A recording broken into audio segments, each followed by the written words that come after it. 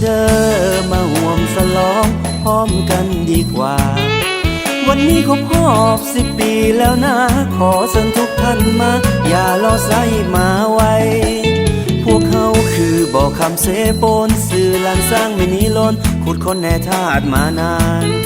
มีคำมีทองส่งออกสากลสถานหับเหมาสัมปทานอยู่เมืองลาวมาหลายปีวีรบุรีนั้นเป็นฐานที่ตั้งก่อสร้างโรงงานมาตรฐานทันสมัยมีทั้งคนลาวคนต่างชาติจากถิ่นแดนไกลคนท้องถิ่นหลากหลายสื่อเสียงกองไปทั่วอาณาส่งเสริมเศรษฐกิจท้องถิ่นให้มีอยู่มีกินบ่ห่างไกลถิ่นฐานให้ควบหัวมือกับหน่วยงานภาครัฐบาลบุกหน้าฝ่าฟันจับมือกันพัฒนาอุดมการณ์บริษัทวางไว้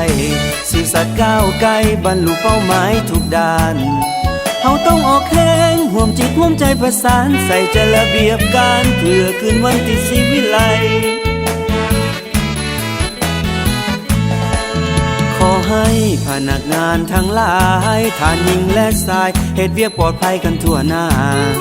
อยู่บ้านอยู่เฮือนก็อย่าไล่ลาความปลอดภัยนั่นนะมันเป็นสิ่งสำคัญ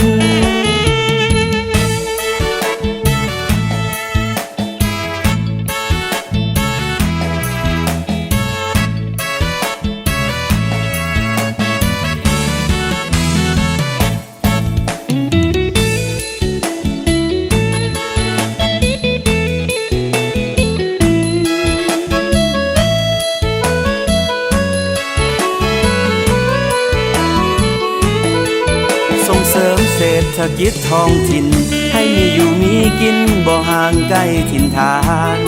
ให้ควบหัวมือกับหน่วยงานภาครัฐบาลบุกหน้าฝ่าฟันจับมือกันพัฒนาอุดมการณ์บริษัทวางไว้สื่อสัตย์ก้าวไกลบรรลุเป้าหมายทุกด้านเฮาต้องออกแข้งห่วมจิตห่วมใจประสานใส่ใจระเบียบการเพื่อคืนวันที่ศรีวิไลขอให้พนักงานทั้งหลายท่านหญิงและชายเฮ็ดเวียกปลอดภัยกันทั่วหน้าอยู่บ้านอยู่เฮือนก็อย่าไล่ลาความปลอดภัยนั่นนะมันเป็นสิ่งสำคัญความปลอดภัยนั่นนะต้องมาก่อนเสมอ